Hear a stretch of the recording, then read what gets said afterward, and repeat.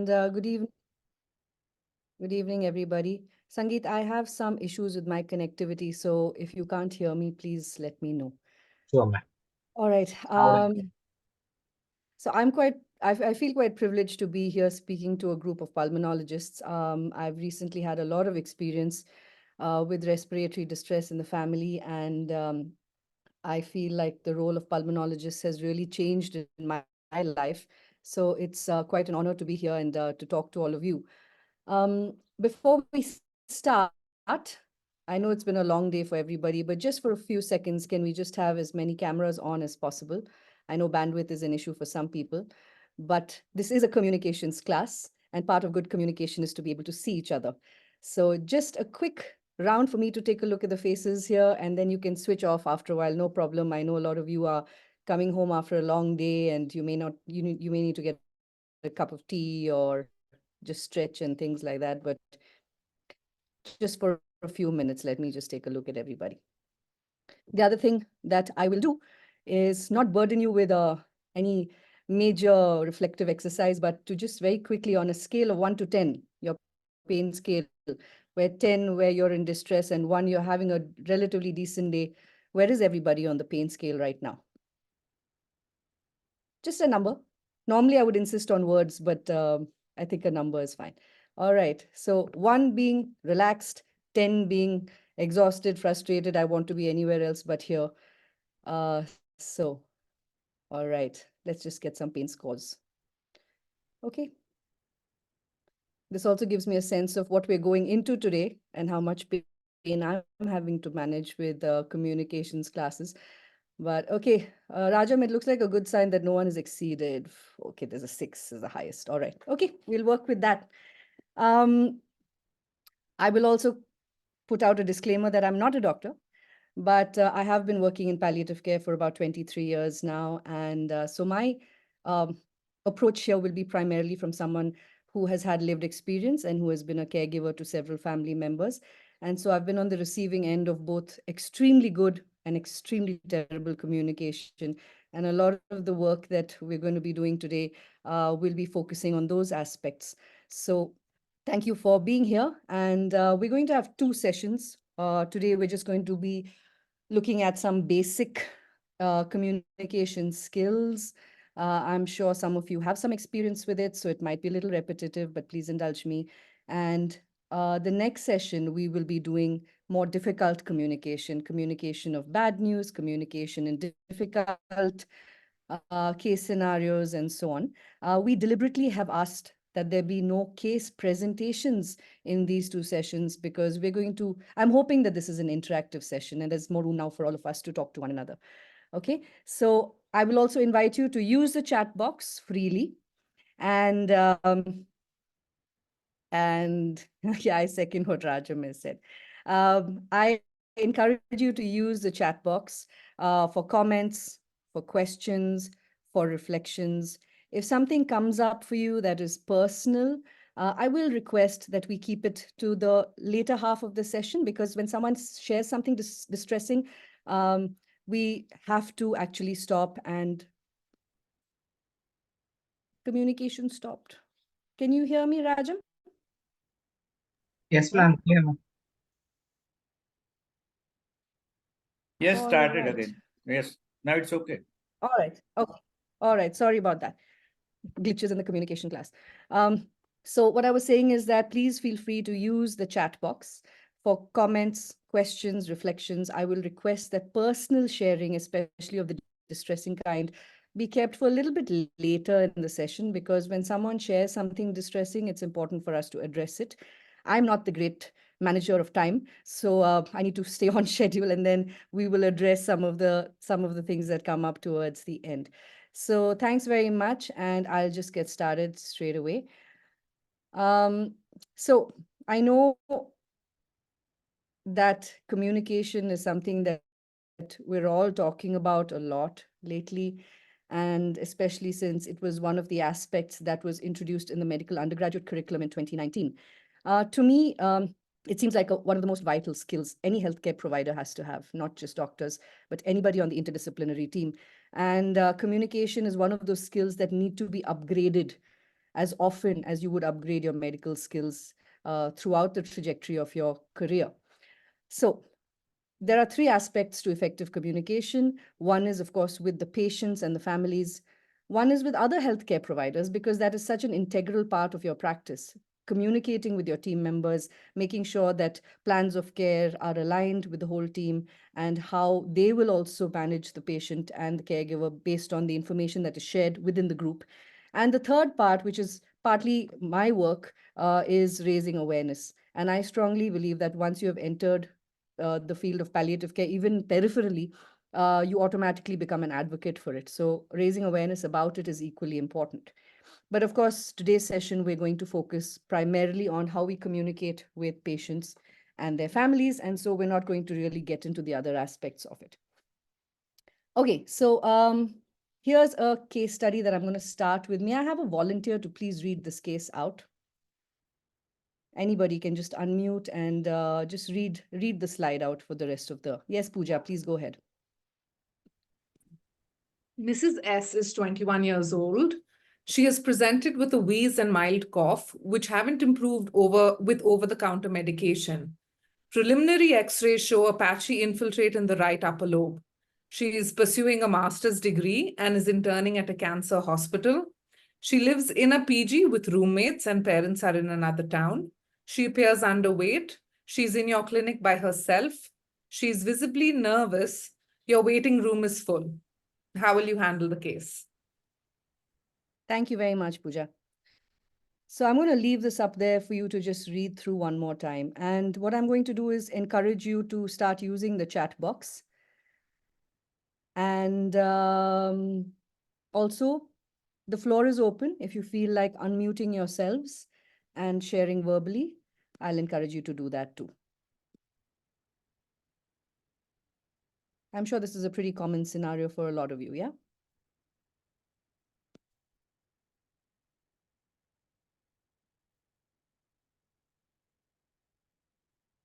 So how are you going to handle this?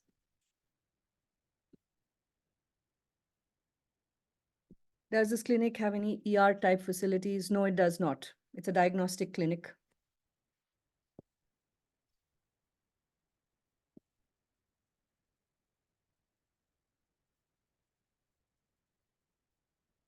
How will you start? How will you start the conversation? Need to attend on priority, reassure her that infections can be treated. The first step is to diagnose them. Okay. I will explain the differential diagnosis, ask for a sputum sample, show sympathy, encourage to talk, how she's feeling. Great responses. Come on, the chat box is warming up.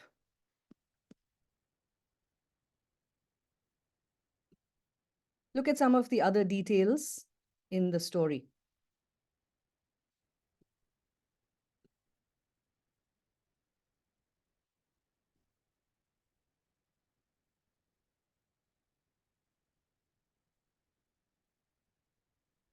Make her comfortable, ask about work or family, and then start clinical history, okay?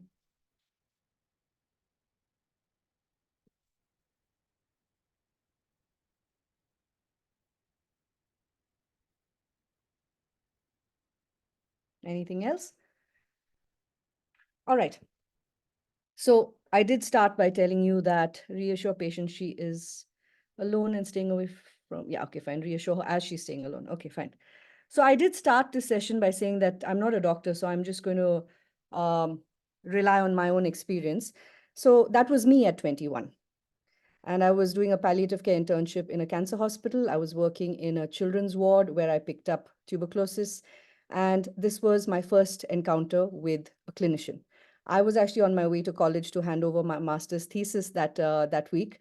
And I stopped by thinking, okay, it's probably going to be an infection of some sort. She'll give me some medication. So let me tell you how that interaction went. It was a crowded waiting room, and her assistant peeped out of the clinic and turned around and said to the doctor, your TB patient is here. So I thought she meant somebody else in the clinic. And then I was called. So I thought maybe that's a mistake. So I went in, I was shown the x-ray. I was shown, that patch on the x-ray. I was told, you have tuberculosis.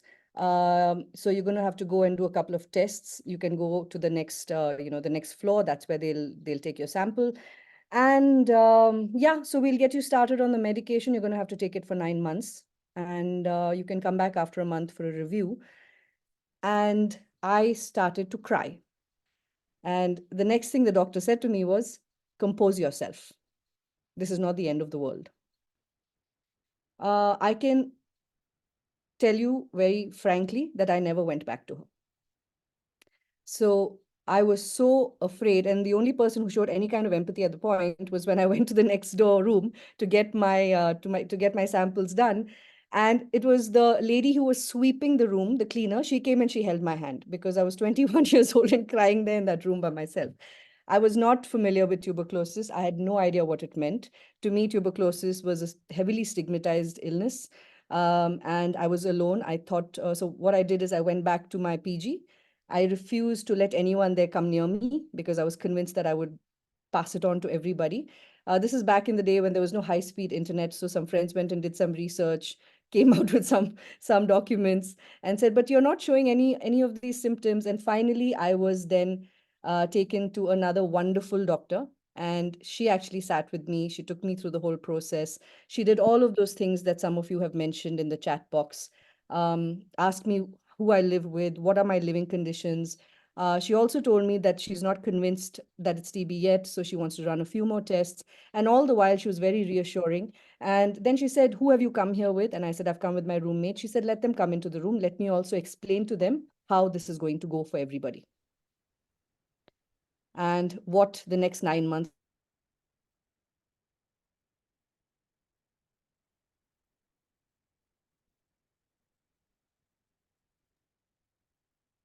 Ma'am, your voice is broken.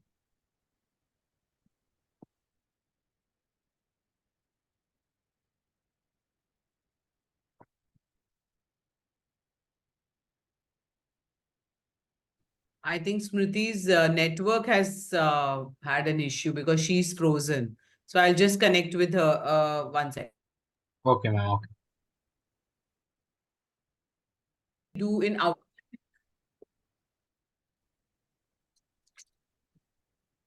Is this what we do? I have done this very often in the public hospitals where we refer to patients with their diagnosis, like TB patient or maybe CA lung, cirrhosis, with MS. Sorry.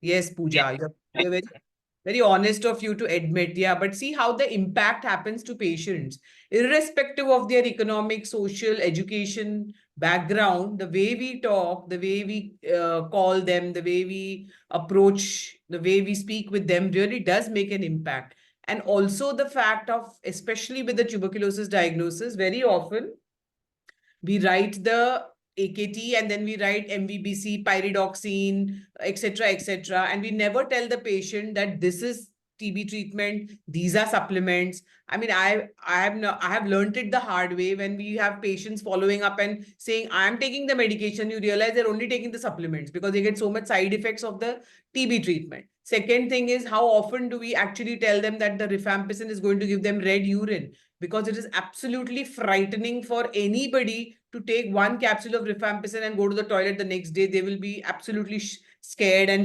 devastated to even think what's happening to them. So I think small things, but communication is so very important, especially if you have gone through it yourself. You realize when the person across the table explains to you what he is giving, why he is giving, how to take it, when to take it, what are the side effects. Yes, it takes time. So what I used to do in Sion Hospital, because I realized I was making a lot of mistakes, is to club all patients, say 10, 15 of them together, club the 10, 15 asthmatics, club the 10, 15 new TB patients and give them the same speech, especially asthmatics. You know how we need to train them for the inhalers, right? It's very important that the technique is right. They're expensive medications. They need to be told how to take it. So it's very important that you realize how much impact it has on the other person is only when you become a patient. So I think it's our patients also go through the same thing. So can you think of how else in a busy OPD you can change these things? So Smriti will go through the details, but think of what our patients go through when we are talking in this manner, or we are not communicating in a right, proper way.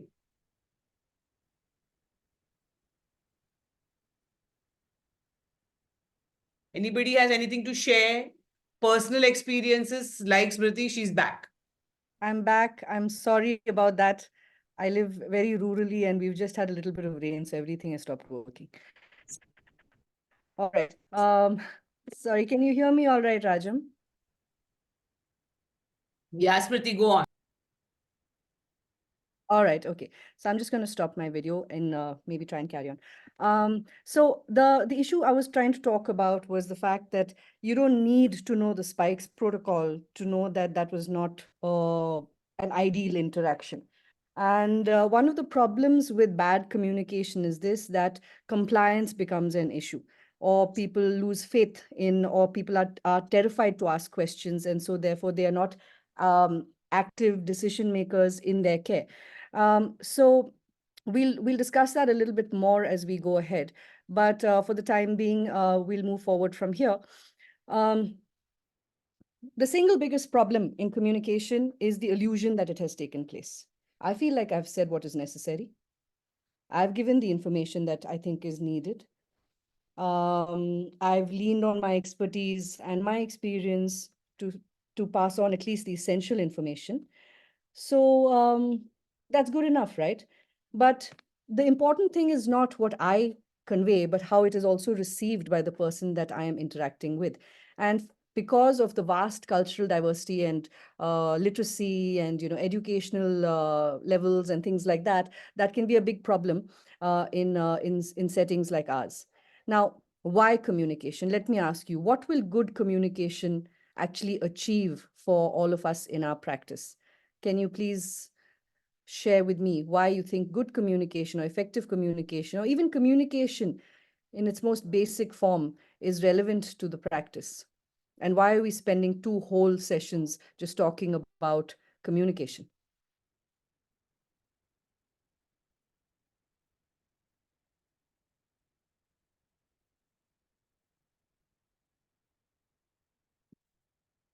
Compliance.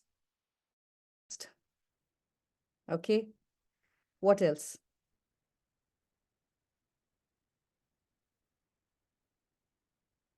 Confidence and reduced anxiety. The way we communicate is the first thing the patient notices, yes. Overall relationship. Clears doubts, yes. So a lot of the stuff that a lot of the things that people are sharing is, well, the clinical aspect is there, but also we're taking into consideration what it does between the clinician and the patient, right? So trust, compliance, all of these things are actually human relationship oriented factors. So like you said, establish trust and rapport. Good communication allows you to elicit concerns from the patient. Because if we talk about total pain in palliative care, that the experience suffering of the person or the suffering that they're reporting is actually compounded by that person's life experiences at the time. Now, I was living alone. I was by myself. I was working in a hospital. I had only friends for company. So that my concerns would be very different from somebody who has a support system in place, who has relatives around, who has parents to guide the decisions, and so on and so forth. And also eliciting concerns is going to allow me to know what else the person is struggling with. Okay. Is it going to affect, is their illness going to affect their work life? Is it going to affect the affordability of care? Is it going to determine what choices they make in terms of what treatment options are presented to them?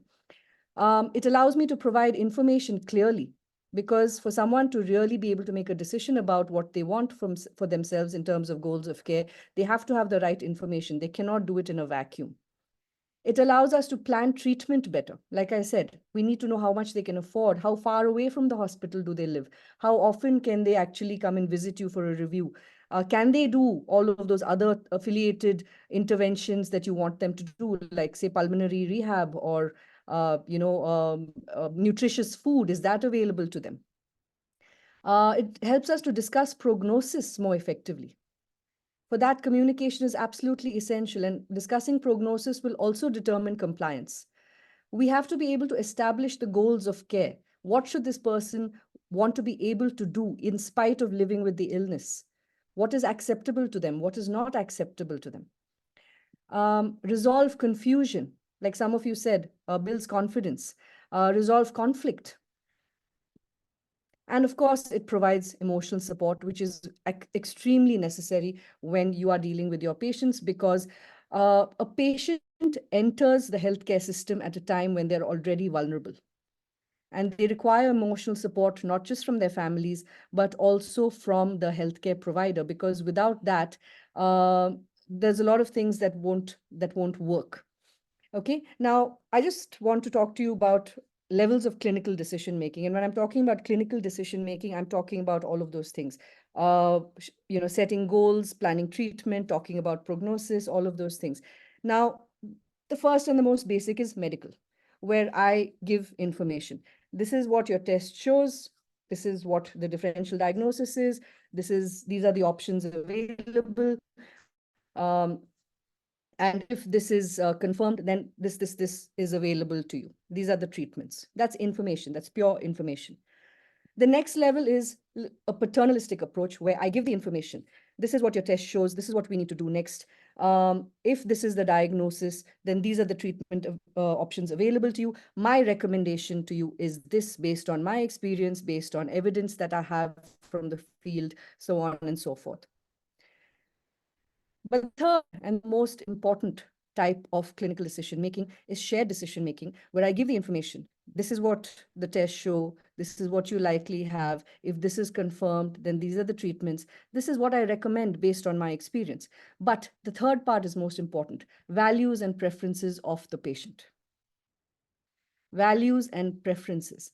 I want to be treated close to home. I want to be able to continue to work. I would prefer it if I could have less hospital visits. Is there a way to manage this at home? That is something that we need to elicit, because we are the experts. This is the first time, this is probably the first time they're having this experience. So values and preferences are something that we need to elicit, and in order to set goals of care.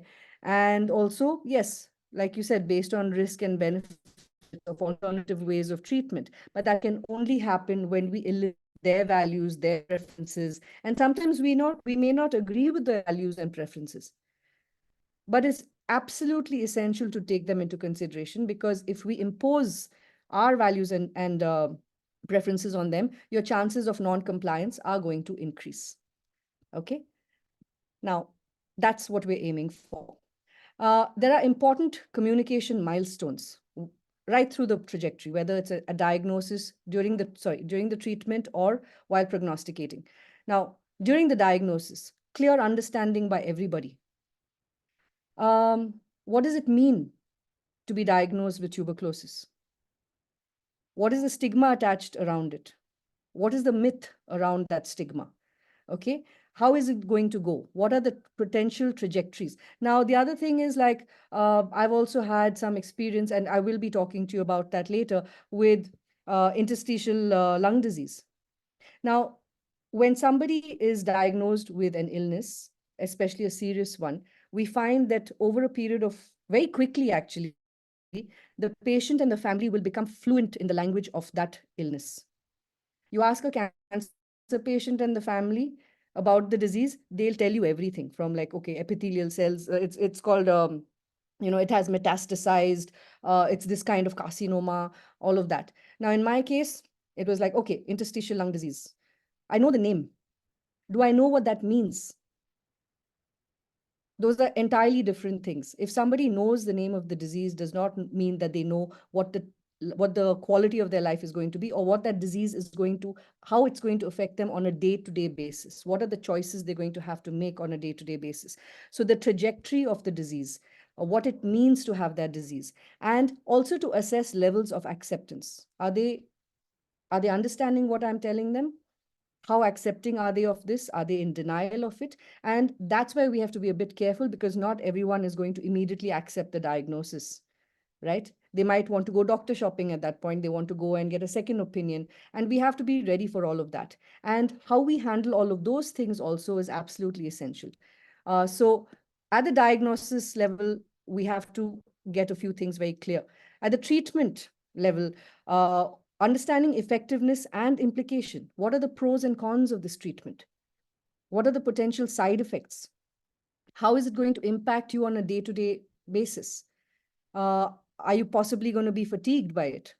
Do you need more nutrition? What kind of nutrition do you need to increase? Things like that. Assessing treatment impact not just on the disease, but on the patient and the family. What does it mean for somebody to have a serious illness where things have to change? Probably they need more intensive caring from the family. They need someone around them all the time. They might need somebody to push them to take those medications every day. Do they need to set reminders? Do they have affordability? What if I'm the primary breadwinner in the family and my illness disease does not allow me to go and work? So how is it going to impact my family? How is it going to impact my living conditions? And we need to talk about these things. And we have a very dear colleague who is a medical oncologist, and he said something very interesting to me. He said, Smriti, what I try and do when a patient comes to me for when we're first getting onto this journey together, is I do what I in my mind call a wallet biopsy. And I said, what does that mean? He says, I sit with them and I figure out with them how much of this care they're able to afford. They're going to need 3 cycles or 8 cycles of chemotherapy. This is what each cycle is going to cost them. Do they have the sustaining power for the next 8 months? And if that is not possible, then I also have to reassure them that if they have if there's another treatment option that they need to take, I will still assure them of the best possible kind of care. It doesn't mean that only the most expensive is the best. So I found that whole idea of a wallet biopsy quite interesting, because that really tells us whether the patient has it in them and the family has it in them to go the distance in terms of that treatment, and what it's going to take for them to be able to manage that. So in my case, I was immediately told that you can't work in that hospital for the next year because you are exposing, you're vulnerable. Also, there's a contagion factor, etc. So it meant me changing what I'm doing for the next 8 months. It may not seem like a big deal, but it's a massive change. But in order to prioritize my health, I had to make that change. So even things like that need to be considered. And so that's during the treatment. And also, like I said, affordability in the long run. What does it mean? What is it going to take for this patient to be able to afford this treatment? Yeah, do they have insurance coverage? Do they have to move back to their parents' place? What is it going to do in terms of them living at home? What are the living conditions like? Things like that. And prognosis. What are the goals of care? What are we hoping to get out of this? Okay, TB is curative. Okay, so in order for you to be fully cured, then this is the kind of commitment I need for you to take your medication every day. I was explained about drug-resistant tuberculosis, the dangers of that, the dangers of not being compliant, and so all of those things, and what is acceptable and what is not. Like, so for example, for someone who has cancer, for instance, okay, fine, it's acceptable for me to lose my hair if it's going to give me a better chance at overcoming this disease. What is not acceptable? For some people, it's not acceptable that they have to be cared for by their children. For some people, it's not acceptable that their dignity is affected by the disease. For some people, it is not acceptable that they have to take a loan. So those are goals of care, and also goals of care in terms of, okay, I would like to be mobile. I would like to continue doing XYZ activities by myself. I want to remain independent. When things get really advanced, when to stop treatment, if they should stop treatment, what are the pros and cons of interventions that are now seemingly getting more and more futile? And also care location, where do they want to be cared for? Now, in our case, in my family's case, we were very clear that my mother's care location in her advanced ILD was going to be at home. But it also meant we needed to understand what needed to be put in place for that to take for that to take place, and what was the support we needed. If there was an emergency, who could we call, and who was going to give us palliative care at that point if we needed it. And so all of these communication aspects are quite important, and you can apply them to your own setting. But I mean, I'm taking examples from cancer and from other conditions, because the conversations, irrespective of the disease, irrespective of the trajectory, these are conversations that need to be had irrespective. And if I may just interrupt you, there's an important point made by Dr. Karthik Velimala, where he says communication about spread of disease to contact by the doctor may also give a sense of guilt and burden to the patient. Addressing the fact that yes, TB is a communicative disease, therefore we have the responsibility to tell patients not to spit here and there, to cover their mouth, and also give them the explanation that taking regular medications, being compliant, actually reduces infectivity in the first 15 days in case of drug-sensitive TB. So these are important things to communicate. The fact that the patient experiences guilt and burden is something that we need to address and acknowledge, and therefore explain to them scientifically how they can protect their loved ones and not spread the disease, at the same time be compliant with medication, which is a very important part of communication. So thank you for getting that. Like Smriti said, even till date, TB, HIV are all illnesses which are stigmatized. And honestly, we as doctors need to get that explanation to the patients so that they don't live in that guilt or feel that they're a burden to their family. It is a very important thing to address and acknowledge. thank you, Rajan. Thanks for that. And also thank you, Karthik, for bringing that up. TB only communicated if it's open case, otherwise long contact is required to transmit. Yeah. So all of these points that you're raising, how you communicate will go a long way in increasing the guilt or decreasing it. Now, in my case, one of the things I said was, I'm in the crux of submitting my master's thesis. I cannot go and live with my parents. I need to be here. Now, how do I do that? So that doctor was actually she was very good about that communication. She said, okay, let's bring your roommates in and let's talk about how this is a collective responsibility. This is a collective responsibility, right? So all of us have to be careful on how we interact. And like Rajam said, she told me that after a certain period of time, the contagion comes down, etc. So all of that was explained and we were able to carry on. And it was actually handled with a lot of tact. And, you're talking to a bunch of 20-year-olds. And we had a lot of questions, which she answered with a lot of patience. And what that did is that I didn't irritate her after that every few days with more questions. She actually took the time. That whole interaction must have taken about 45 minutes, or less. But in that time, she actually anticipated the concerns we had. She mitigated those concerns, and she told us how to take collective responsibility for us so that we could continue with the goals of care that I had. Is I want to be able to continue. Okay, I can't go to the hospital to work, but I need to be able to continue to at least complete my master's program, right? So that was done with a lot of tact, like I said. And so the other thing that we need to consider is who are we talking to? Who are we communicating with? There are various scenarios. Now, I know the Western model is autonomy, patient has to be given that sort of autonomy to decide. But we have to remember that in cultures like ours, we come from cultures of relational autonomy, where the family as a unit takes decisions in a lot of cases, where many times decision-making is deferred to another person in the family. Right. And so it's not just the patient, but the decision maker who also has to be brought in. Now, there might be a case where it's the patient who decides. And there we have to make sure that they have all the information and the decision-making capacity. They have the ability to reason and judge, and also they are lucid enough to have those conversations and so on and so forth. There might be a situation where the patient will tell you who they want to be the decision maker. Madam, I want my son to take decisions for me. You please talk to him. Okay. We have to respect that. And ideally, the conversations should have been had in advance in the family, preferably when healthy. I mean, I'm talking about probably a very optimistic goal of advanced care planning.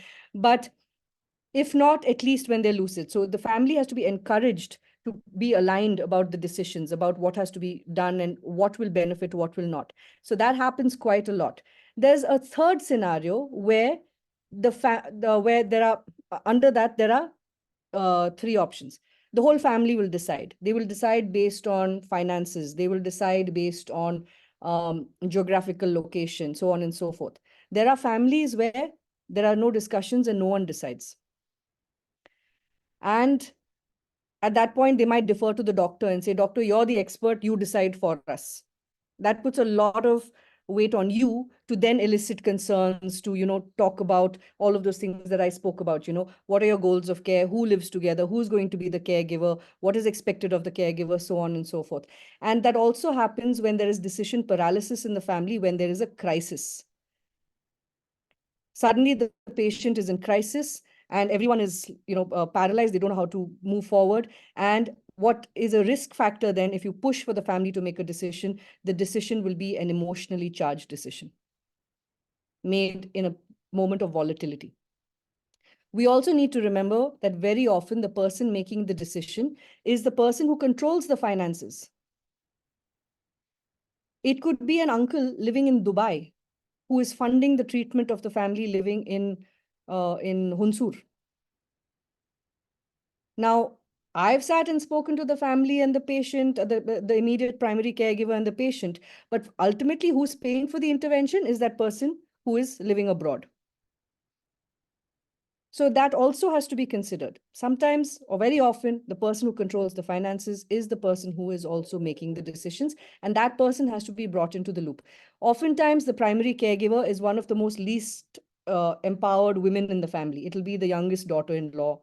It'll be, somebody who probably does not have decision-making capacity in resource allocation. She cannot sit in your clinic and decide, okay, taking home or having a BiPAP machine at home, or making sure that there are backup oxygen cylinders at home. She can't make those decisions. She's the one who's waiting on the patient hand and foot, but the decision is not hers. Then you have to facilitate that decision making with the person who actually is calling the shots.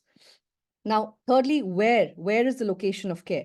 Is it in the hospital? Is it in a nursing home? Or is it at home? And usually hospitals we look at in terms of acute care, procedural interventions, close monitoring of symptoms, so on. And also affordability plays a big role. Extended care, if it's a hospice, a nursing home, assisted living, it's usually extended care. Again, it depends on the affordability of the family and also the family's ability to provide that. And home is, many people will say, I want to minimize hospital visits. I want to be taken care of at home as often as much as possible. So there, what is the access they have to support? What are the family dynamics? Is the patient going to be cared for effectively, not just in terms of physical symptom management and control, but also in terms of the emotional support that the patient needs to get through this illness? And what is the quality of life of that patient if they're staying at home? Okay. Most of the times caregivers are hired. I would say that yes, a significant number of times the caregiver is hired, but in a lot of cases, the families cannot afford to hire a caregiver, and usually somebody in the family will have to take on that role. Okay. When to disclose the news of malignancy to the patient? Adarsh, can we come to that question a little bit later? Rajam, if I can just make you, make note of that. And we'll come back to that in a little while. If that's all right. Okay. Now, I just want to very quickly throw this back to you. I want to open this up, everybody, and we're going to take a couple of minutes here to discuss this. I want you to think about a time when you did not feel comfortable or you found it difficult to interact with a patient or their family. And if you're comfortable sharing that, I would love to hear from you why it was difficult or why you were uncomfortable, what made it difficult to speak to the patient or the family. So I'm just going to stop sharing my screen for a few minutes and let's just pause here and let's get some responses from people. If you can turn your cameras on, that'd be great. Anytime that you found something difficult to, you found it difficult to interact with the patient or the family, or it was uncomfortable. Okay. When counseling was expected in the corridors of a ward. All right. Recent bereavement in the family. All right. Recent bereavement in the family. Can you tell me a little bit more, Uttara, about that? Recent bereavement in the family. Why did that make it difficult to interact with this person here now? Yeah, pandemic experiences, of course.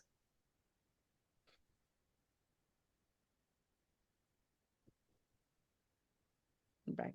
Emotional burden already exists. Yeah, okay.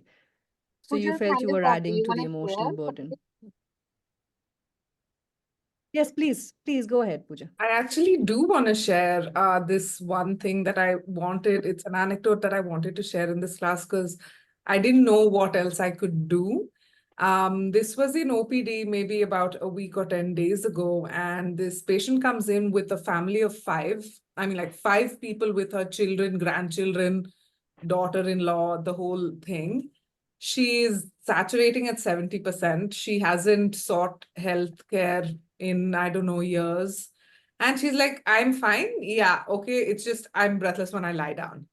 And I know she needs hospitalization. And I'm like, okay, you're very sick. And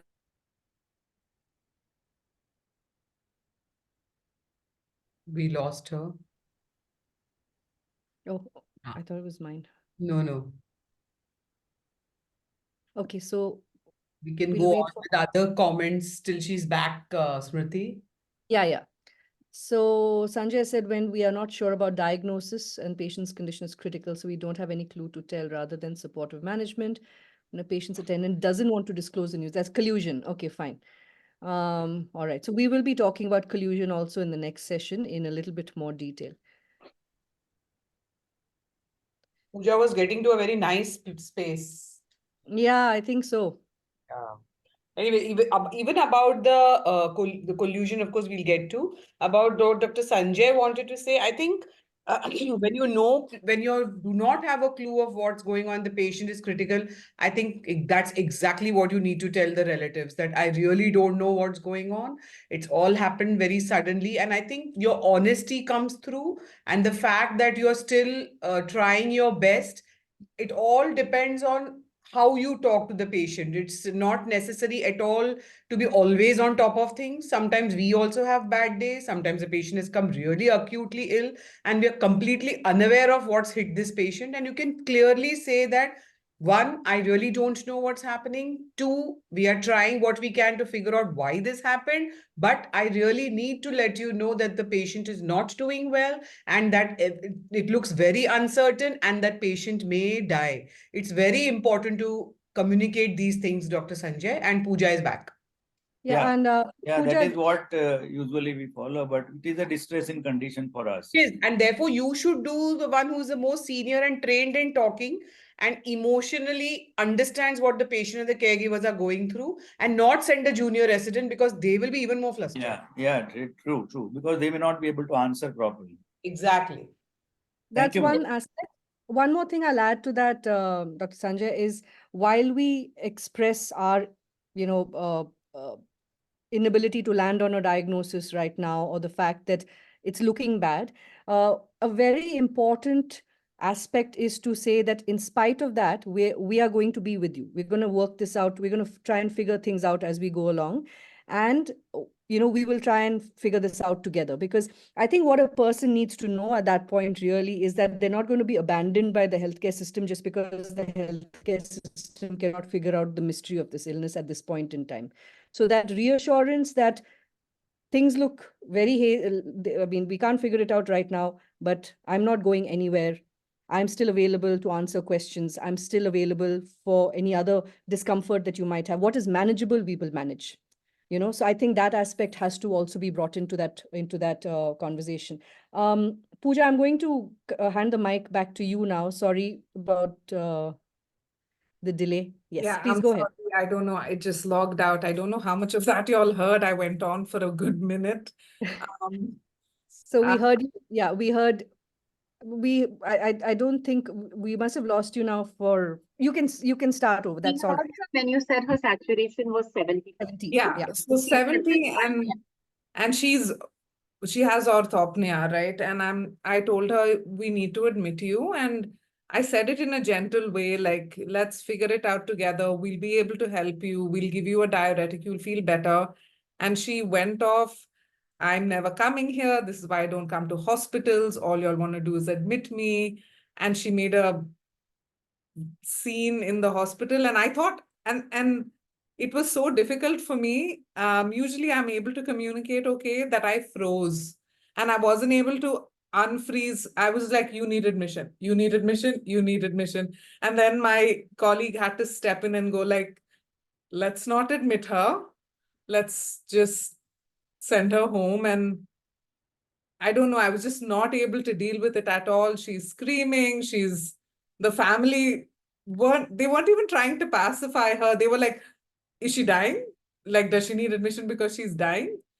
And well, to be honest, she could have died. She was very sick. She was at 70% saturation. And yeah, that's a big reason why I also was really looking forward to this class, because I just had no idea how to handle that situation at all. And they seemed educated, but tough to say, really. So, thank you for sharing that. And I keep saying that we're going to handle a lot of this in the next class, but we will just address this part here. One of the most difficult, and I think this is exactly the kind of response I was expecting when I asked that question, when do you find it difficult? It's when the patient is unhappy, when the family is unhappy. Oftentimes, who do we call a difficult patient? Who's a difficult patient? A patient who is not just taking our word for things and going by our guidance. A difficult patient is somebody who is arguing back, who is resisting what you're saying. That is a difficult patient. And what that sparks in us is a defensiveness, and I think one of the worst is when someone comes and tells you how many websites they've come and seen, and therefore they know what their symptoms what the diagnostic, what is the diagnosis there. Here, the thing is, and we will be talking about this particular issue of what to do, how to handle it when there is aggression towards you. In this case, because we're just going to address it very quickly, I think your response was of freezing is quite common. It's quite normal. And even the most experienced, healthcare providers go through it. I don't think that there's ever this thing of, okay, once I've had one or two difficult situations, I get them all. I would say the first and foremost thing to do is to acknowledge that person's emotion. I can see that you're very angry right now. Because if we try and calm them down, or if we try to explain why the admission is necessary, at that point, emotions are so volatile, they are not absorbing anything. They are not going to absorb your logic. They're not going to absorb your concern. But by reflecting back to them at that point, saying, I can see this is making you very angry and very stressed. The next thing is to probably ask why. What about this is making you angry? I don't like hospitals. You guys always do this. What that tells me is that she's had a similar experience in the family before, and it has not ended well.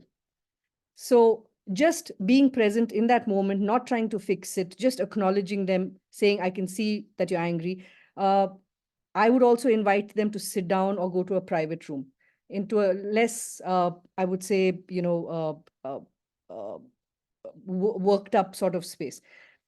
Offer them a chair.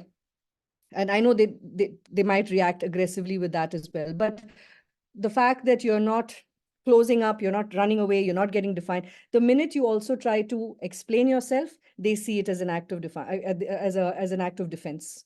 So resistance will be met with more resistance. It's not easy. I'm not saying that she'll immediately calm down, anything of the sort. But and I said we will address this in more detail when we go into the difficult conversations section in the next session. If that's okay with you, Pooja. One more thing, just to complete Pooja's confusion, is that you should say, I am concerned about her health. I am worried about her health. The minute you've put in your emotions, so first you say, I can see you're very angry. Like all that Smriti said, give them a place to sit, drink water, and say, I am worried about your health. This is not looking right to me. I am concerned. And this is the reason I'm telling you to. But So therefore they'll say, what will happen if she doesn't get admitted? Say, this is the reason why I would like to admit her. I understand that I appreciate, but the minute you say you are concerned about it, then maybe they will, settle down. And like you said, you did think she may die. She said, these values, these parameters are not normal. It is very serious, and it is not the right thing for me to do is to admit you. The rest is up to you. And give it to them, give it back, put the ball back in their court, and let them take the decision of not admitting. Or another way of handling it also, Pooja, is to say that it sounds like you've had a bad experience before this. Do you want to tell me about it? Because that immediately tells you why they're angry with this particular plan of action. And once their focus shifts from what is happening right now immediately to what has happened in the past, already some emotional distance then comes in, and they do start to, probably they've never been asked that story before, right? Okay. So if it's okay with you, shall I continue? Yes, thank you. Okay, there have been some other questions and comments in the chat. So I think Rajam, you've picked those up, right? Okay. All right. So why is communication difficult or often ineffective? There are many reasons for it. Okay.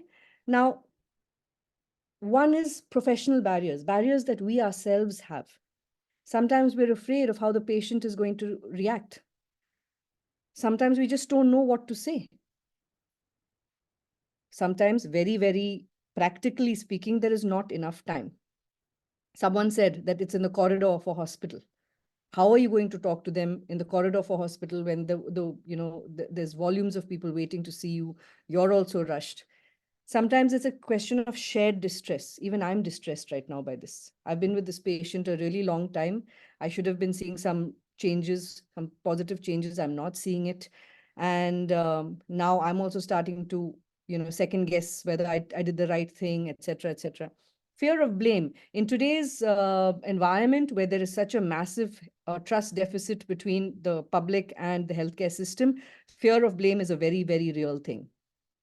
And what that means, like in terms of reviews, in terms of like people going and bad mouthing you publicly or saying all of those things. And poor role modeling. How many of us have had good role models when it came to communication? How many of you have seen people using communication as an effective tool when it comes to dealing with their patients? So a lot of these barriers also come from within our own cultural, the culture within the medical fraternity. And yes, violence towards healthcare professionals is a very real thing. So it's very difficult. And sometimes these themselves pose barriers. These are professional barriers that we hold inside of us. There are barriers of attitude. I don't need to learn communication. I'm an interventional pulmonologist. My job is to do the interventions and make sure that, these procedures are done properly. And as long as I'm doing that, my work speaks for me. So what is all this active listening and empathy and all of that? As long as I do my work properly, that's all. I don't need to do anything more. I don't have time for communication. I remember once Dr. Rajgopal was, we were touring with that film Hippocratic. And in one of the screenings that we had, a very senior doctor stood up and asked Dr. Raj, Dr. Raj, you're with an NGO and, all of these things are lovely. I'm sure you have time for all of it. But in the setup that I work at, I don't have time for it. So I remember his response at the time was, okay, you're walking past a patient in the ward, they start choking, and it calls for putting in a trach. What are you going to do? And she said, of course, I'm going to put it. And he said, how long is it going to take you? And she said, 20 minutes or I don't know, however long. And then he says, but why did you do it? And she says, because it's at that time a life-saving measure. The thing is, effective communication can also be a life-saving measure if it is used effectively. A disease like tuberculosis, which in today's day and age has every chance of being cured, bad communication can lead to lack of compliance, can lead to all kinds of things, which can lead it to still continuing to be a fatal illness. And it is known to happen. So we need to actually, there's a shift in attitude is needed where good communication can actually be seen as a life-saving measure. And we have to start having faith in that, because everything from winning your patient's trust to seeing them through their treatment plan, all of that is effectively governed by your ability to articulate to them and communicate with them at a level that they are willing to receive it. I heard a doctor once say, it's the fifth time I'm explaining this. I don't know how many more times I have to do it. And the question I had at the time is, why has it taken 5 times? Now, there could be various reasons for it. It could be that there was noise the first time, maybe it was an emotional time, all of that. But if on the third, fourth, fifth time, the patient is not understanding what you're saying, sometimes we need to also introspect a little bit and see what is it about it that is coming from here. Am I using too much jargon? Am I not using the language that this person understands? And a good communication is always remembered. Yeah. And so those are some of the other barriers that we have, but attitude is a big one.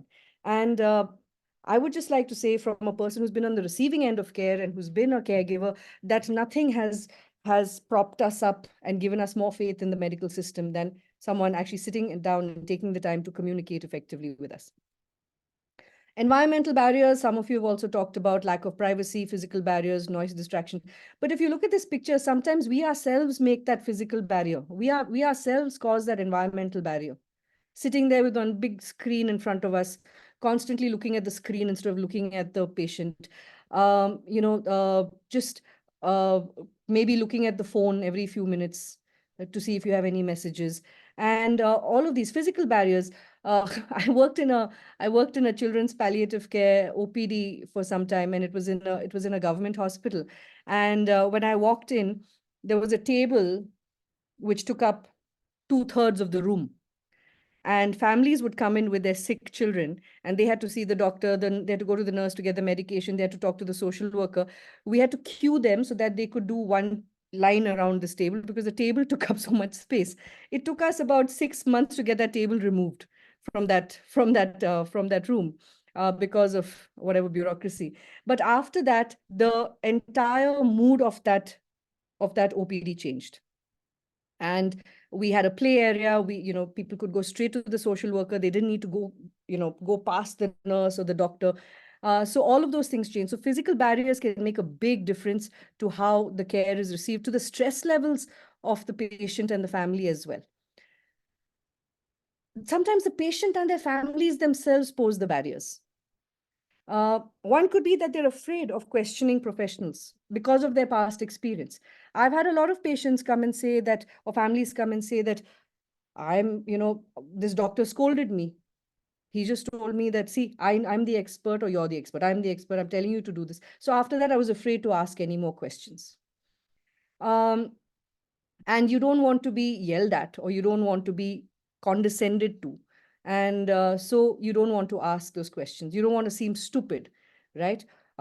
As much as we don't have the words, sometimes they don't want to come back and say, I did not understand what you told me the last time. Fear of death and dying. I don't want to know anything more about this, because it's going to lead to something that I'm not prepared emotionally to receive.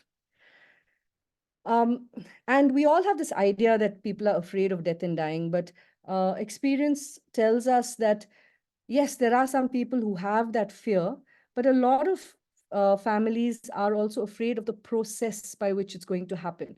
And I can tell you that there are several families in our care who it's not so much the fear of death, it's the fear of how it will take place. And we've been asked, am I going to suffocate? Am I going to be in a lot of pain? Am I going to lose bowel control? Am I going to be delirious? And it's really important for us to gauge what the fear really is. Is it actually a fear of death, or is it actually the process or the interventions along the way? And what is their discomfort around that? I'm just going to pause for a second, because I can see, Rajam, if you can just keep an eye on the chat and let me know if there's anything that I need to attend to there directly. So, I'm noting it. great, thank you.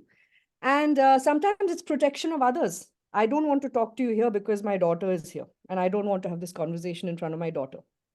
I don't want to have this conversation because as a caregiver, because I don't want my mother to hear it in case, it's too much for her to take. So I won't ask the questions. I don't want to get into that goals of care, because that actually means I'm going to reveal a lot more to you about my living condition. And I don't know if I want to do that here right now with these people around me. Okay, so the barrier sometimes comes from that side. There are social barriers. We as a society are a death denying society. And this is, I'm talking about advanced conditions. We are uncomfortable talking about anything that might lead to serious conversations about mortality, about advanced care planning, about futility of treatments, about a cure not working, all of that, because there is a deep-seated denial of death in our societies. And that sort of is going to take a lifetime's work to course correct. And we also have this expectation of medical miracles. That medical miracle will come from someone coming and telling you, my Phupaji knows this guy who went to this one person, and that person was immediately cured. And people want to try that connection out. Someone else will come and say, hey, this is not working, but in America, there's this hospital where we went to, and I know this friend's cousin who actually got treated there, and they did a fantastic job. So this idea of medical miracles is also something that is part of our culture, and oftentimes a huge social barrier to us actually walking with the patient and taking them through the trajectory in a realistic sort of way. And medicine itself is a subculture. We have a language in healthcare that outsiders have no idea what we're talking about. There are hierarchies within the within the healthcare system. There are dynamics within the healthcare system. There are all kinds of hospital policies and all kinds of other things that it's alien to people who are not part of that system. And a lot of the times that is affecting our communication. I cannot talk about this because my hospital policy is like this. It's not my duty to have this conversation. Somebody else has to do it. We have to insist on a clinical psychologist breaking this news, not me. So also the language, like I said, that we use amongst ourselves is very, very different from what a person outside of the healthcare system can understand. And that's a very, very big barrier. Now, I just want to quickly check with the group. Do you think literacy is a barrier to communication? How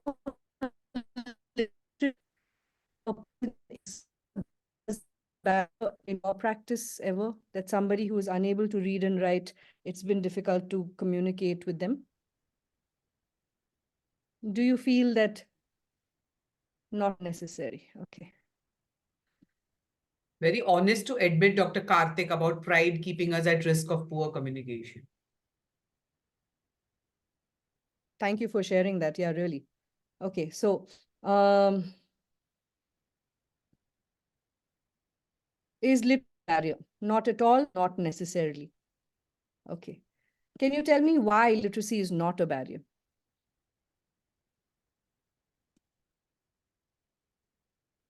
Some people find it a barrier. Yeah. So I just want to explore this a little bit with the group.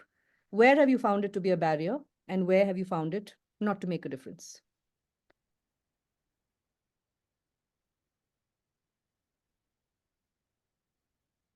Okay, but what if someone has not gone to basic middle school, Rajni?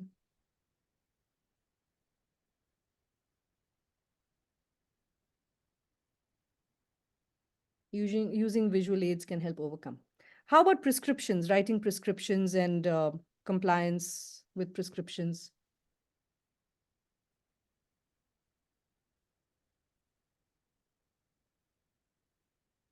Okay, we need to communicate as if they are illiterate about healthcare scenario. All right. Can't explain every disease in the local language. So there where language itself is a barrier, the actual spoken language. But I'm talking about literacy. I'm talking about the ability to read and write. Where have you found it to be a barrier, and where have you overcome it? Drawings, hand over the drawings to the patient at the end. Okay. I saw this really incredible, thing in a palliative care center in Nepal, in a very rural part of Nepal, where every door, the door to the doctor's room, the door to the nurse's room, the door to the OPD, the door to the rehab room, the doors itself were in different colors. So people were just told, go to the room with the blue door, go to the room with the green door. And a lot of that time, I mean, it was very effective. How to use an inhaler, label the medicines in separate paper bags, breakfast, lunch, dinner, etc., color coded. So what I'm seeing, what I'm hearing, or what I'm reading here is that it does not have to be, I mean, it can be a challenge, but then it also opens up doors and avenues for creativity. Okay. And so that's where we need to stretch us a little bit and ensure that literacy does not become a barrier.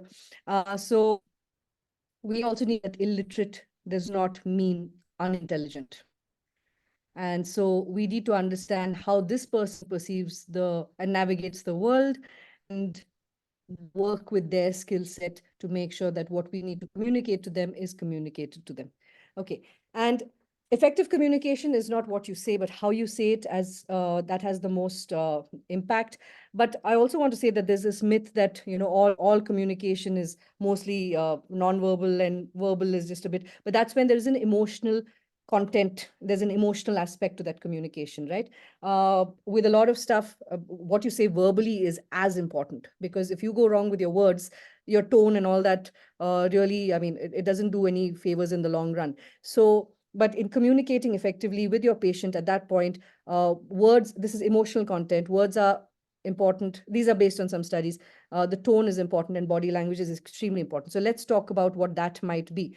But so let's talk about distancing behaviors. We're talking about now just behaviors and body language, right? Some of the ways in which you can actually distance yourself from your patient is poor eye contact, not making eye contact with them, looking elsewhere, not really meeting their eye while you're giving them some information. All of that is a distancing tactic. Unwelcome, unfriendly facial expressions, sometimes, very important, you're a very important person, so, you won't crack a smile and you're just keeping it to purely business. Indifferent or impatient tone of voice. This is something that happens a lot because, yes, you are strapped for time. There's lots of people waiting for you. But giving out information that is potentially life-altering for somebody in a way that is indifferent or impatient can really break that communication down. Paternalistic body position, sitting in presenting in a way where you're superior to them, standing over them while they're lying down, or sitting while they're standing up. I mean, those kind of things where there is a marked or there's an implied hierarchy in them being lower than you on the hierarchy of things. Negative body posture, like, turning away or crossing your arms or all of those things. So negative body is also a distancing behavior. And fragmented attention, like I said earlier, checking someone else's files, constantly looking at reports on the computer, looking at your phone, looking at your watch. I mean, that's one of the things. So fragmented attention, where again, you are sharing a very, very important piece of news, or you're just having an interaction with somebody. To them, this is their life. It's the most important thing going on in their life right now. And if you're not giving them the attention it deserves, you're also conveying disrespect. And like Arajam said, to say that I'm concerned about you. You're not demonstrating concern if you're doing all of these things. And focusing on physical aspects only. I'll tell you what I mean by that. Now, someone comes to you and says, "Doctor, I'm so worried I can't sleep properly, and lying down makes my breathlessness worse." Okay, in that sentence, this patient is telling you that they're worried. They're not being able to sleep properly, and lying down makes my breathlessness worse. And the response is, take a nebulization before you sleep. What you're doing there is you are focusing on that safe physical symptom. When I say safe, it is something that has a treatment attached to it. I don't want to talk about why they're worried. If I ask them, why are you worried? Then I'm going to hear one whole Mahakatha about their families, about their living conditions. I'm not prepared to go there. I'm not equipped to go there. So what I can do is I can deal with the physical symptom. So the patient leaves feeling like, something has been done. I feel like I've done my job as a doctor. I don't want to talk about the other stuff, about the lack of sleep and the worry. This is a distancing behavior when we focus only on the physical. Other distancing behaviors include philosophizing. This is life, unfortunately. Some people say, this is all part of God's plan. One of the worst things I think is moralizing and guilt tripping, where you say, yeah, you smoked all your life. So what else did you expect? And asking leading questions. A leading question is you are leading them to the answer that you want, which is a manageable answer.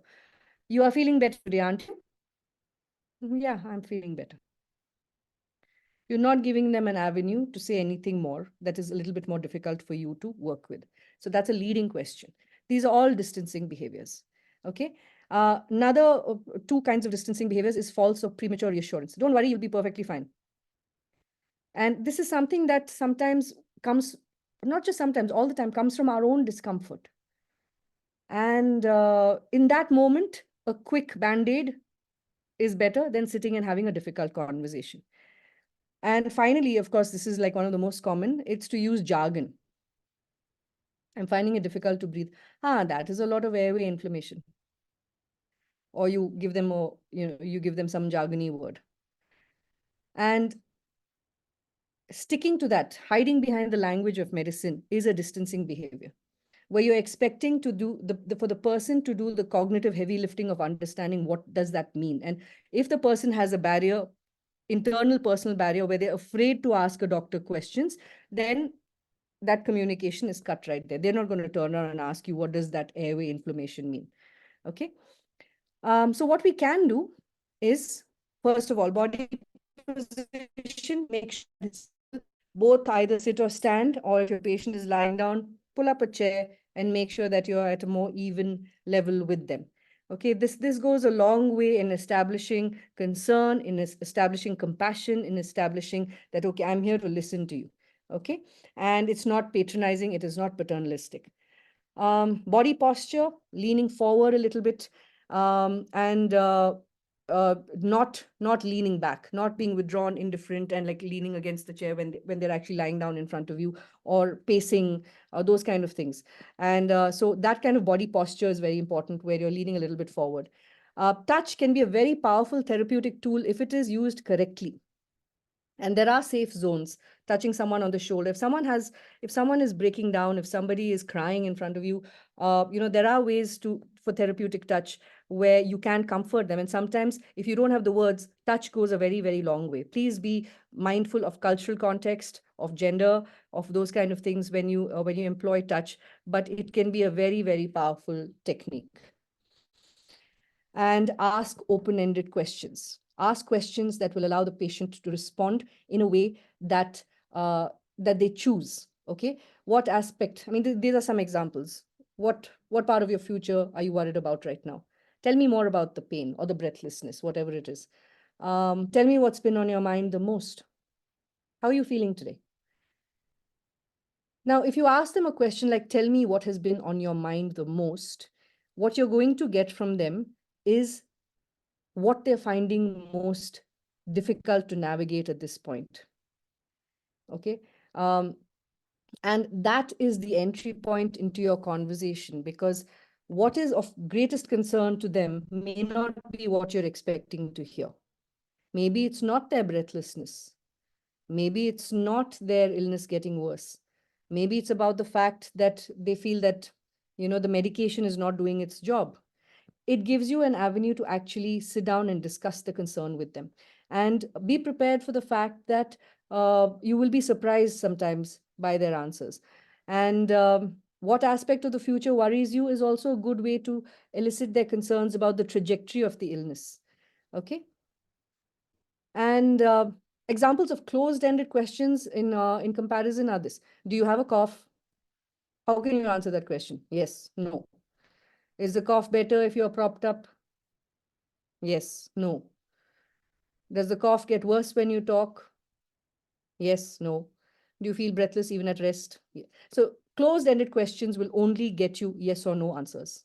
It's not going to tell you about what they're doing, what are the trigger factors, what is exacerbating it, what is precipitating it. It's not going to tell you any of those things. And they will repeatedly come back to you with the same problems, because you're not looking at what's before and after this particular complaint. You're looking at this complaint in a vacuum. And that really does not help. And I know some of you are familiar with active listening. Active thing is really the listen with your entire presence, where you're leaning forward, you ask all these things that we just talked about, your body position, your body posture, asking open-ended questions, reflecting back. They've told you something, and you reflect back. Okay, so what I'm hearing from you is a lot of anxiety around around your breathlessness, especially in the night. Am I right? So reflecting back to them what you have understood from what they're saying. What I'm seeing here is some tension in your body, and I think that's from what you've told me. It's coming from XYZ, what you just said. And these are ways in which you're also conveying to them that you're open to listen to what they're saying, that you're invested in their care, and that you're here to help them resolve these issues that they're bringing to you. And asking for clarification is really important, not just, what you said is this. Am I right? Is that what you meant? Because sometimes language skills are also different. So what they might use a word that they don't intend to use, or they end up saying something that is not exactly accurate. So by clarifying, what you're getting them to is a place of accuracy and summarizing. So at the end of your session with them, whether it's 10 minutes, whether it's 20 minutes or 40 minutes, to summarize and say, okay, so when we met today, we discussed these test results, and these were some of the concerns that you had. And so here are the options that we talked about. And these are some of the ways in which we're going to move forward. So the next steps are going to be this. And do you have any questions about that? And summarizing it so that start to finish, people have known what this entire consultation has been about. And finally, empathy. Okay, let me just ask you, what is empathy? What is empathy? What is empathy?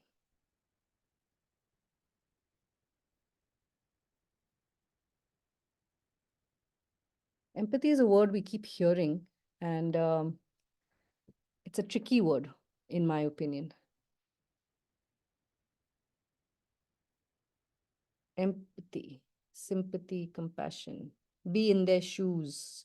That's the most common explanation I hear.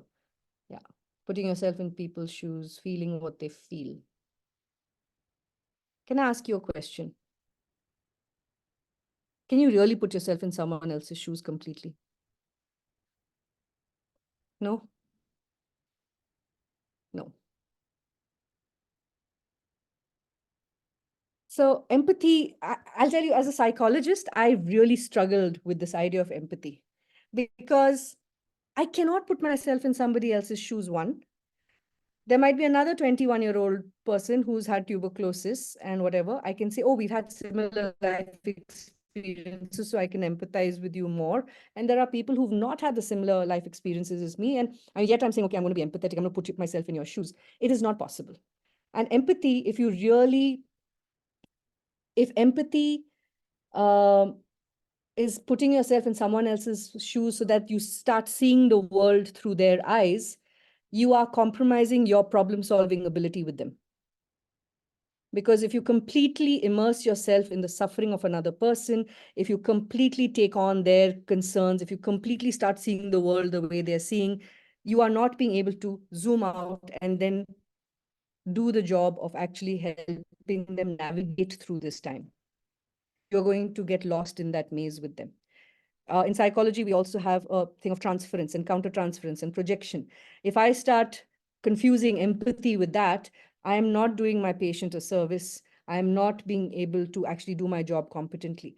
I would also recommend that, you see, I mean, for me, I think compassion is a little bit more effective. So I can be compassionate towards somebody and then try and understand what their suffering is, what are they concerned about, and then operate from that point of view. And someone else, I know how you feel.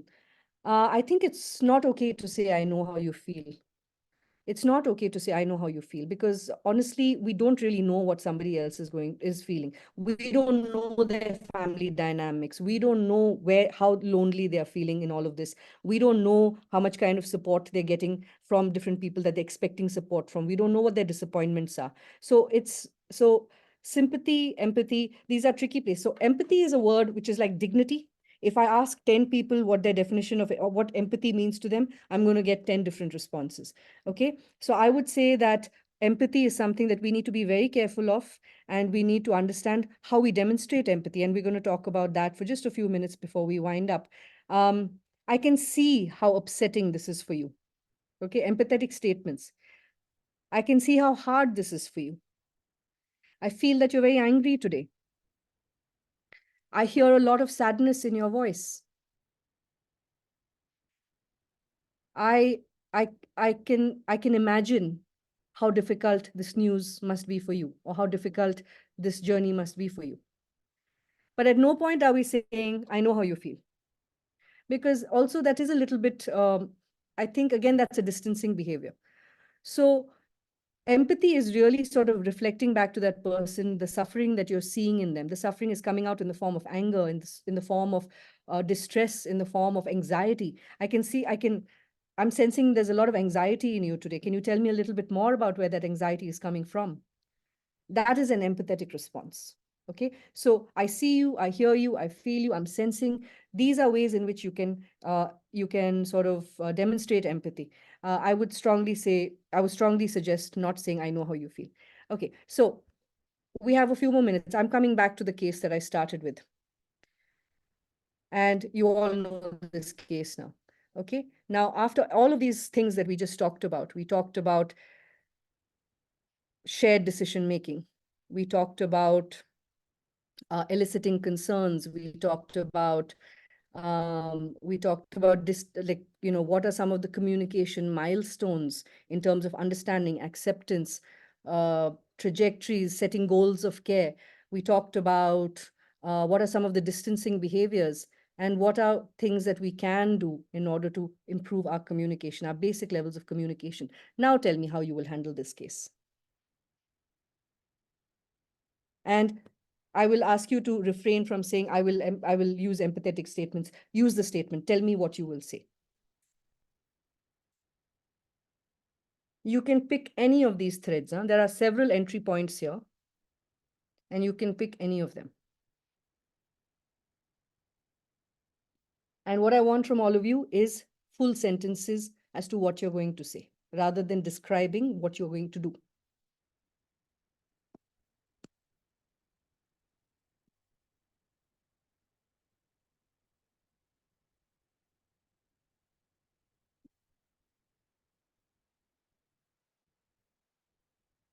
I'm going to stop sharing, and I'm going to just throw the floor open so that the chat box is open. I can see it, but also if anyone wants to just unmute and speak, that would be great. So there's a 21-year-old in front of you who's visibly nervous. There is a big diagnosis to give.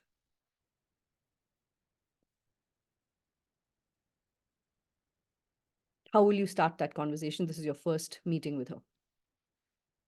I can see that you're scared. Can you tell me why? Okay, good start.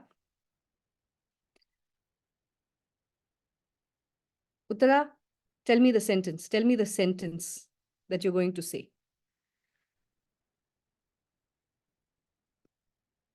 Dr. Sanjay has also written, I understand your fear and concerns about the disease and loneliness. But I have not been told what the disease is yet. I only know that there's a patch on the lung.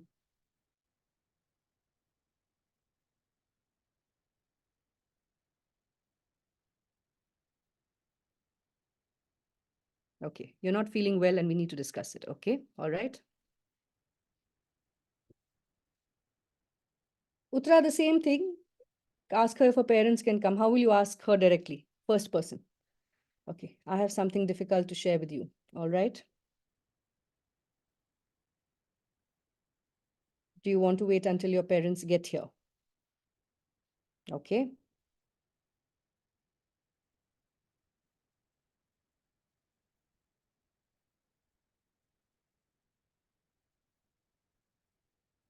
What else?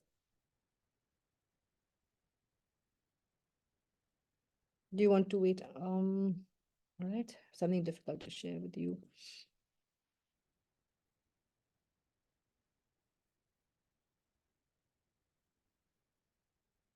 Would any of you like to introduce yourselves as a doctor first?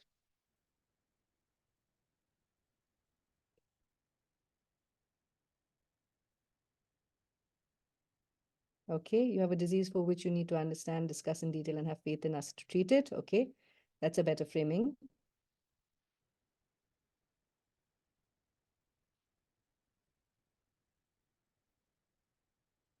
Some of the basic things that we forget is to introduce ourselves because our names are on the door outside, na? But I can guarantee it that one of the best things you can do is to introduce yourself as a person, as a human being who's going to be treating the other person. And that's such a simple thing that we forget to do right off the bat. So now you're going to introduce yourself. You're also going to, by introducing yourself, establish your expertise.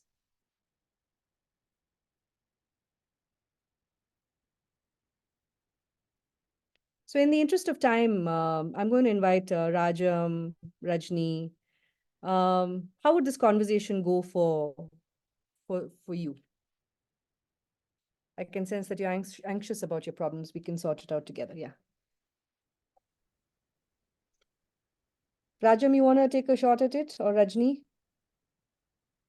Yeah, so I think there've been a lot of wonderful suggestions coming in the chat box where people are talking about, first introducing themselves and saying that, okay, I can see you're scared and can you tell me? And then, the warning shot that I want to discuss something about what we see after having done this. And is it okay for me to tell you now? Would you like to have somebody with you? Or is there someone that is there who's come along with you?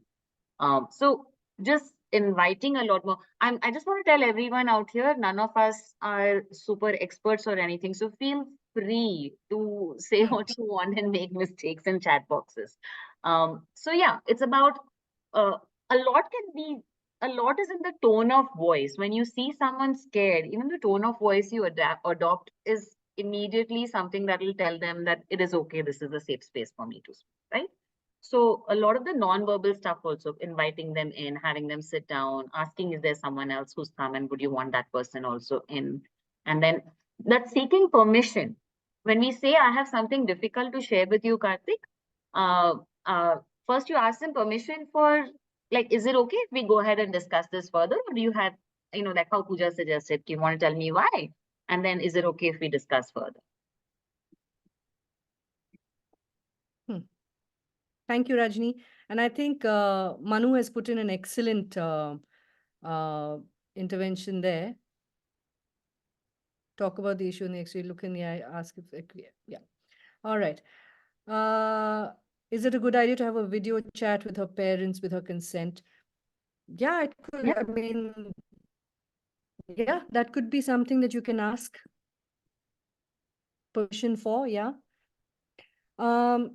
So also I would say that if you already know where this is going, right? You're going to ask her to do more tests. You're going to ask her to do more, a little bit more investigation, saying, you're here, whatever, Rajni and all of you have just talked about introducing yourself, making sure that she's comfortable, there's someone else. And to also say that, see, we're in this together and we're going to have to discuss a few more tests. And why are those tests necessary? So that I can confirm in which direction we have to go. And also to say that, to sit, because it does come as a shock when you go down that line.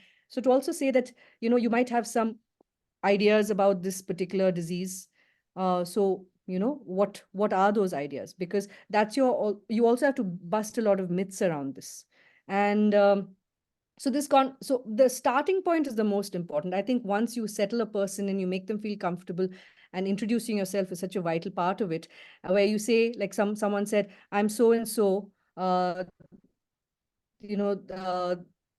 I'm here to help you. I'm here to take care of you. Okay, so that in itself will really put the person at ease. Okay, so I'm going to just wind down now, Rajam and Sangeet. Thank you for your participation today. I know that we've just covered some basic points. And I also thank all of you who have shared your experiences. The next session, we're going to take some very specific difficult conversations. We're going to talk about breaking bad news, and not just in terms of breaking bad news when it is a terminal disease, but to also understand that there are several points in the trajectory of an illness where it's called breakpoint conversations, where someone is losing independence, when someone needs rehabilitation, when someone becomes bed bound. Those are all important conversations that we're going to be having. So we're going to specifically look into those aspects of communication. We will also be talking about how to de-escalate a conversation when the patient or the patient's family member is angry, and like what Pooja, talked to us about. So we have a lot to cover in the next session. But thank you all very much for your Couple attention of and things, time. Smriti, before you hang up, is one is when to tell a cancer diagnosis. I think we'll deal it with next time. Yeah. Then about HIV, there was a very interesting comment in the chat box saying that we assumed the wife knows the diagnosis, and that is something you really need to be careful about any diagnosis, particularly HIV. And that's why we have the pre-consent test for HIV. And ideally, we should be disclosing only to the patient, and it's up to the patient or with the patient's consent that you disclose it to the spouse, etc. And there is a joke in palliative care that never assume. It's like making an ass of you and me. So please don't assume things. It's best to put out, things on the table. The other important thing, like what Rajni said, none of us are experts. We learn every day. We learn by making mistakes, and there is no right or wrong. But the important thing is to talk. Please do communicate. Please do show compassion and empathy. Take that little bit of time for some particular patients, because some patients need that little bit extra hand holding. And when you start these processes, you feel that it's going to be such a big time waste. One patient will take me 30 minutes. My OPD will never get home. I'll never reach. But practice really cuts down, and effective communication doesn't take much time. And we are all learning. I know how much I have changed in the past 5 years, and it's a process that we continue to learn. So please don't take it as, oh God, I have to do so many things before I talk to a patient. It just comes naturally, and it doesn't take time when you become a pro. It's like the more you swim, the more you cycle, you're an expert. It's just like that. It's only about practice, practice, practice. Such a great point, Rajam. I'd just like to say one thing. I really loved that thing you said, Smriti, about Dr. Rajgopal's example about stopping to do the emergency tracheostomy because it was a life-saving intervention, and how a conversation, good, effective communication can be equal to that life-saving intervention, because it really creates no, the impact of good communication goes beyond those 10 minutes that you chose to spend with the patient. It really travels very far. We all have thought of communication as art, the art of medicine. You've really helped us break it down into the science of communication as well, and a procedure and a technique that we can all practice and get better at. So I would also invite all of you that when you are going to, you're going to meet us after a week, you're going to see patients in the next 1 week. How about doing a little self-reflection after some of the difficult conversations, and just look at yourself. See, when I was young and starting out in my first year of, pulmonology training, it was like, how did I do to that pleural tap? Did my procedure go smoothly? How nice was my anesthesia? How nice was this? When you do a chest tube, how well did you do each thing? You know how good and proficient you are at each of these. So how about starting to look at our communications also as a procedure that we are mastering, and saying that, oh yeah, that went well. Oh, I could have done better. What could I have done different? So when you build in that self-awareness, you're going to be much better. And as Rajam said, over time, we learn to become, efficiency of words and the non-verbal. It'll teach you, you will learn from yourself, from your own encounters. Thank you. Thank you both. And thank you, everybody. I hope you have a good dinner waiting for all of you, and that you're going to take good care of yourselves. I will see you next session. And looking forward, Smriti. It's so generous of you to share from your own life stories. Thank you. well, only expertise I have here. Thank you. Thanks so much. Good night, everybody. That is very special. Take care all, and see you next Thursday. Bye. Thank you, Smriti ma'am, Bye, for the Rajni. wonderful session. Thank you, Rajni ma'am and Raja ma'am, for sharing the thoughts and comments on this session. Thank you all for joining the sessions. Thank you. Let's see in the next session. Bye.